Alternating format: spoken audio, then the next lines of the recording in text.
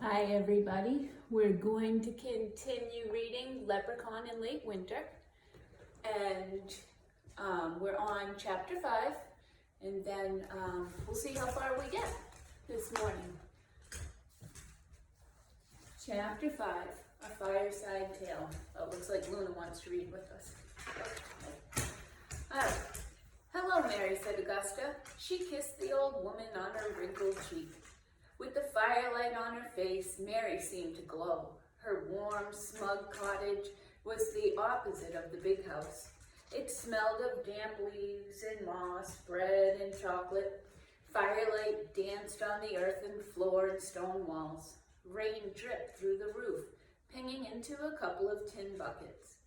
And who do we have here, Miss Augusta? Mary asked. 2 poor children from town, said Augusta. I want you to tell them about me. How I truly love the poor and try to help them. Mary smiled. Please sit down first, she said. Jack, Annie, and Augusta sat down on 3 rickety wooden chairs. Would you children like some hot cocoa? Mary asked. Jack and Annie nodded eagerly. Yes, please, Mary, said Augusta. But would you tell them? Yes, I'll tell them all about you, said Mary. She picked up a pot sitting on the hearth. She poured steaming cocoa into 3 mugs and landed them on the counter. The cocoa smelled delicious. Jack took a sip and licked his lips. Yummy, he said. His insides felt warm for the first time all day. Now, Mary, said Augusta. In time, my child, Mary said to Augusta. Tell me, what have you been doing today? I delivered cakes in town, Augusta said proudly. Then I found these poor children in our kitchen looking for work. I tried to help them, but they say I'm snobby. I brought them here so you could tell them the truth about me.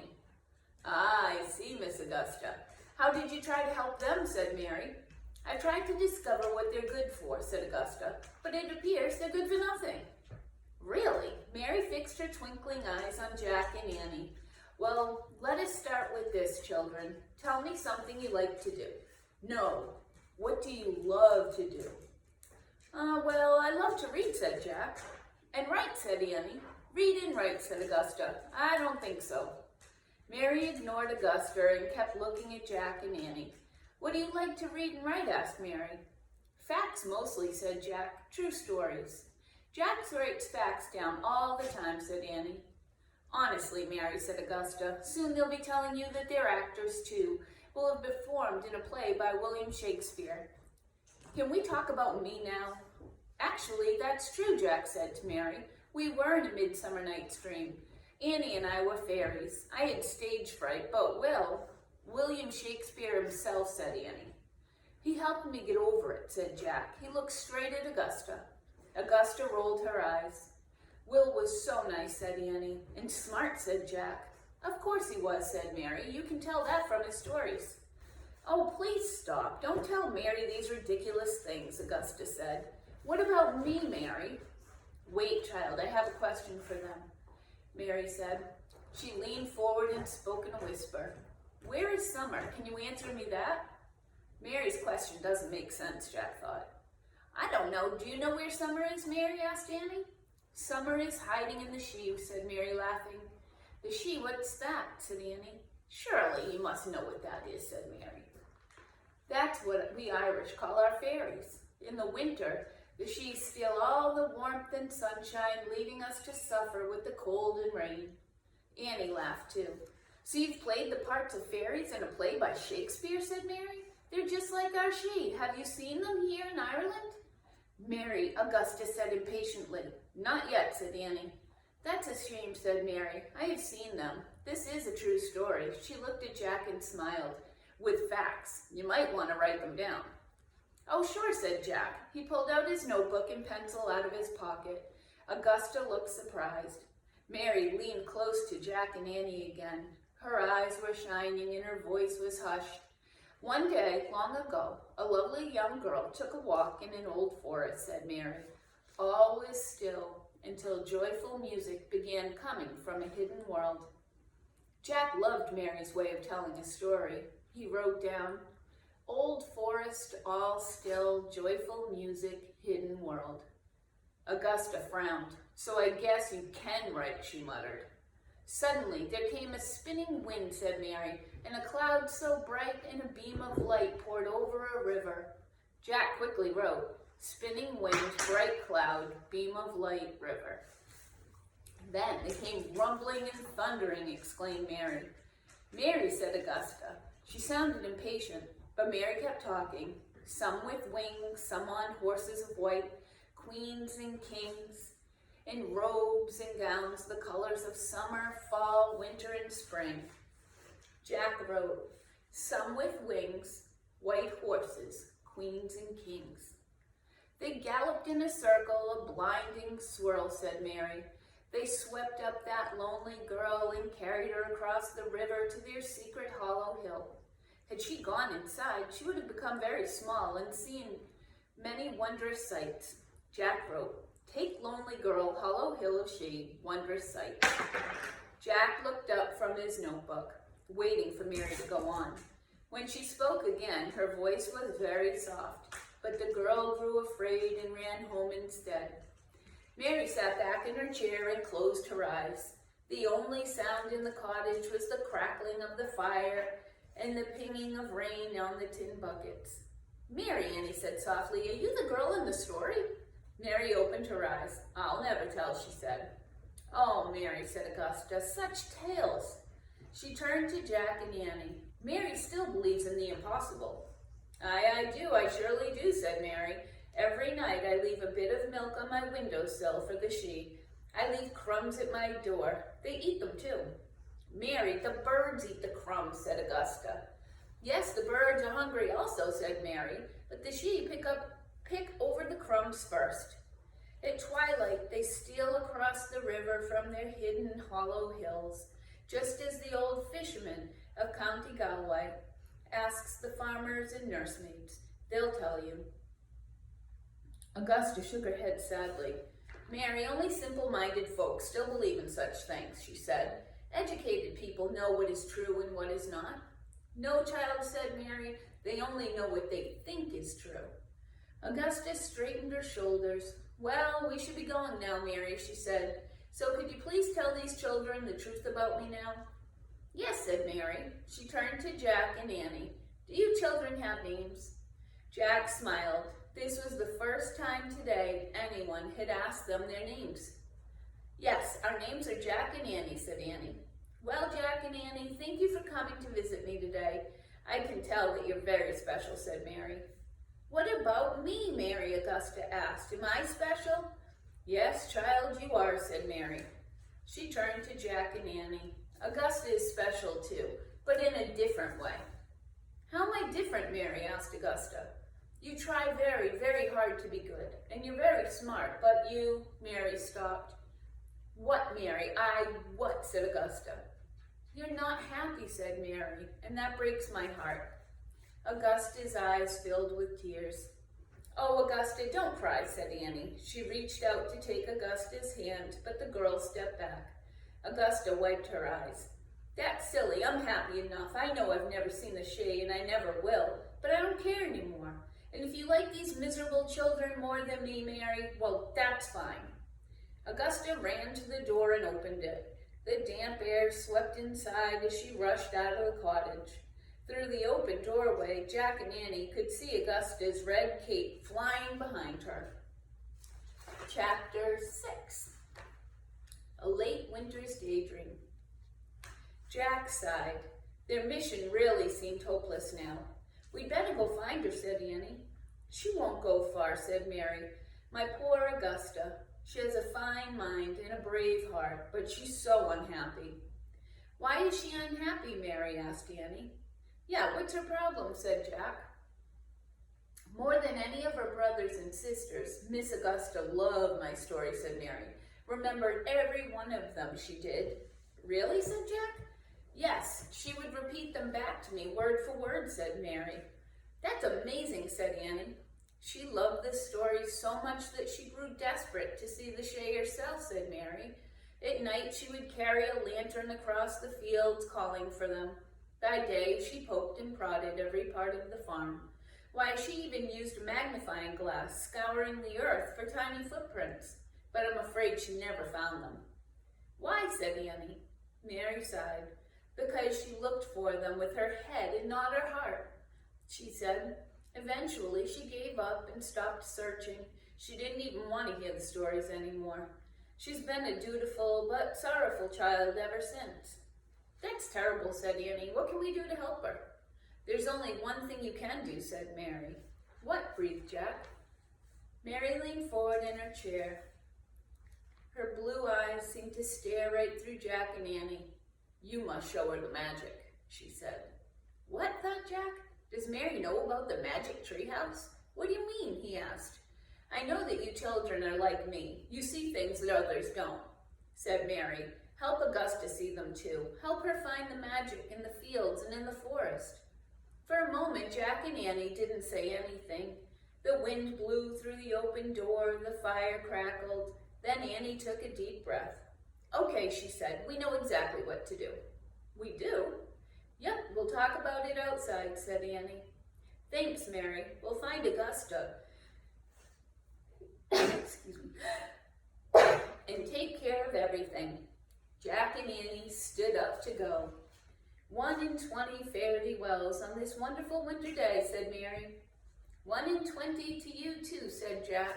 Then he and Annie left the cozy cottage, scattering winter birds by the front door. It had warmed up a little outside. The rain had stopped, but fog hung heavily over the sheep fields. The ground was soggy with mud. Jack could barely make out Augusta's red cape through the fog. She was across the lane, sitting on a stone wall at the edge of the sheep meadow. Mary was right. She didn't go far, Jack said. So how do we show her the magic, Annie? Easy, said Annie. We play our magic whistle. No, we can't do that, said Jack. We're supposed to save the whistle for a moment of great danger. That moment is now, said Annie. Come on. Hold on, said Jack. What great danger are we facing right now? Not us, Augusta, said Annie. She faces the great danger of losing all hope and happiness, being bored and sad for the rest of her life, and never being inspired and never sharing her gifts with the world.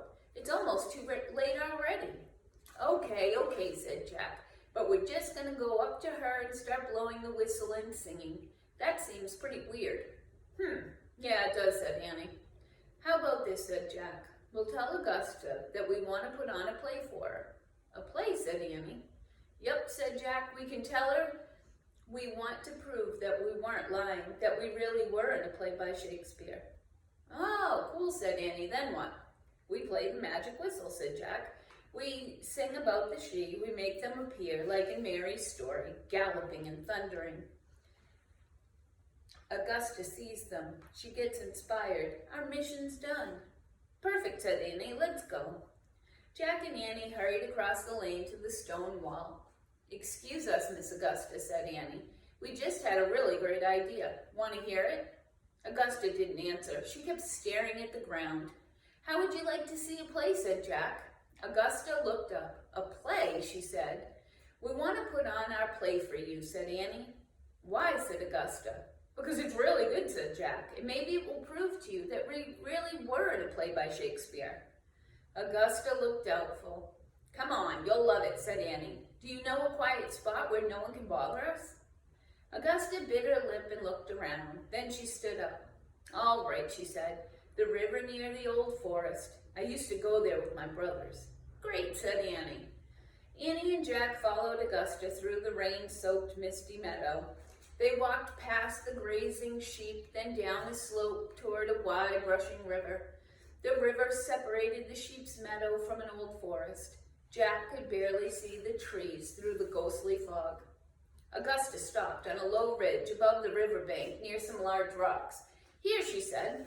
Good, those rocks can be our stage, said Jack. Jack and Annie climbed the pile of small boulders and stood on a large, flat rock. Okay, said Annie. The name of this play is A Late Winter's Daydream. Not bad, thought Jack.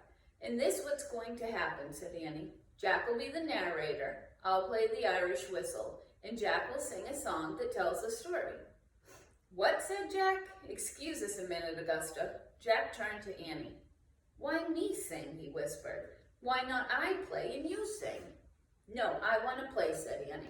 You took notes at Mary's, right? So just say a few words to describe this scene, then use your notes about the shade to make up a song. You can do that, can't you?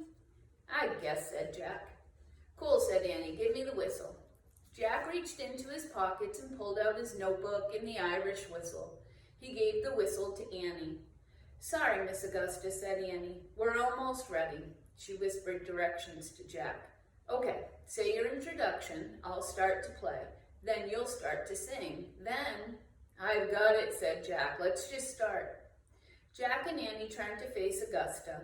Jack cleared his throat, then he spoke in a loud voice. All is still in Old Forest until music sounds from a hidden world. Jack nodded to Annie. Annie raised the magic Irish whistle to her lips and began to play. Strange, sweet music came from the whistle. The music was both sad and happy. It was full of beauty and hope, pain and sorrow. Like the fog over the river, the music seemed to blend everything together. For a moment, the whistle music was so powerful that Jack couldn't sing. He felt like crying and laughing at the same time. Finally, he looked down at his notes and began to sing.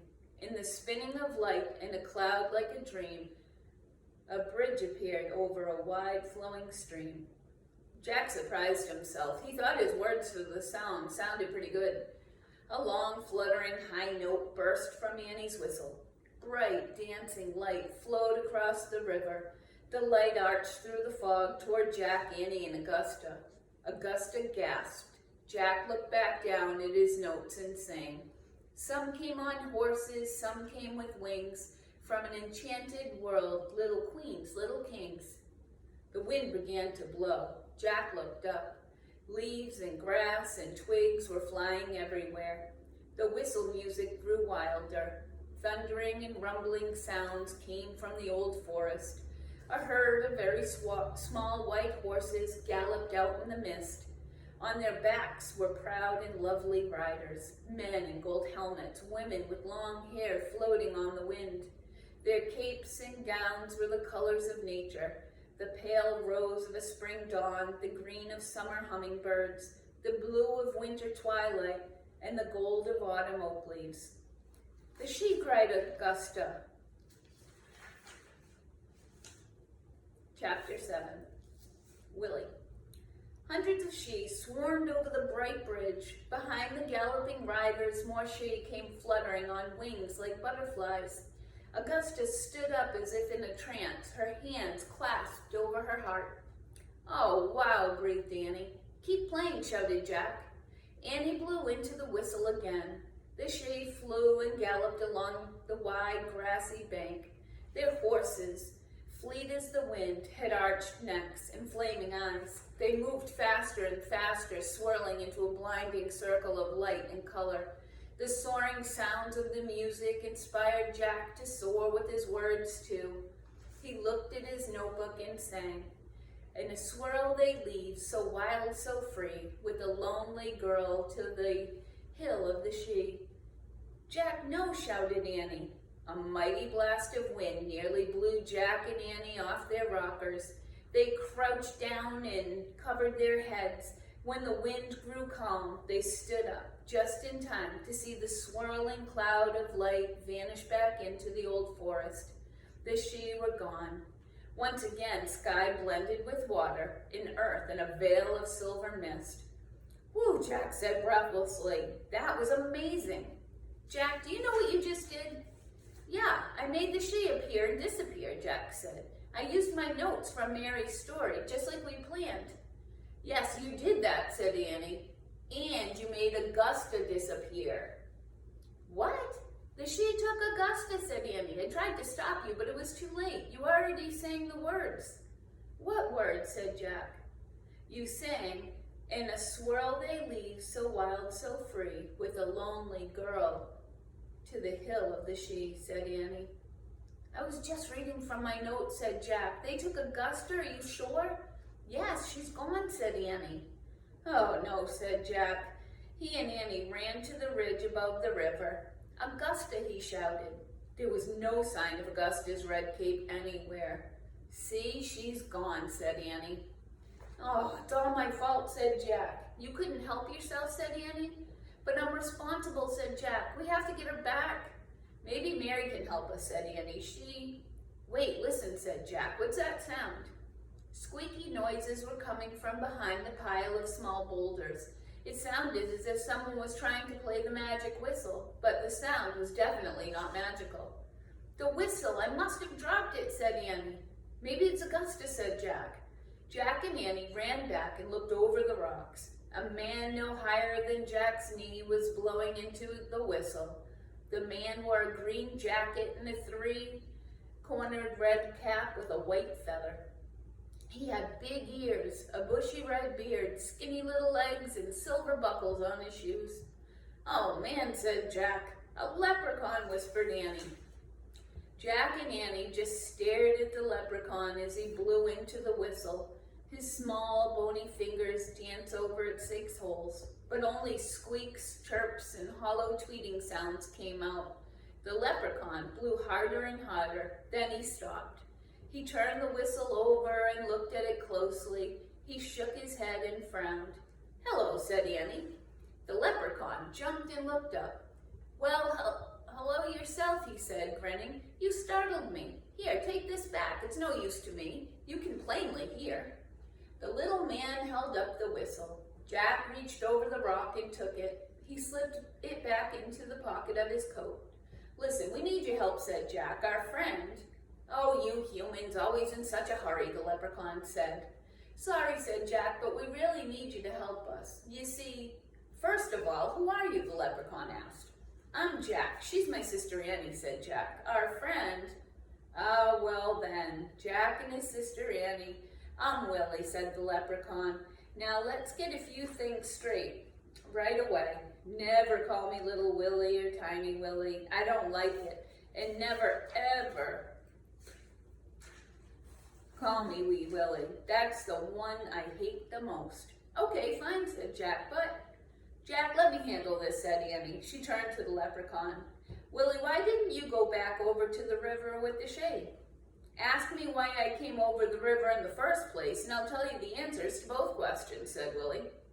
Okay, why did you come over the river in the first place, Willie? And why didn't you go back across with the shade, said Annie. Answer number 1. I was having a bit of a nap in the reeds when I heard your whistle playing, said Willie. Before I knew it, I was moving with the shade across the bridge. Probably you didn't see me. Lost in the swirl of things, I was. Excuse me, started Jack.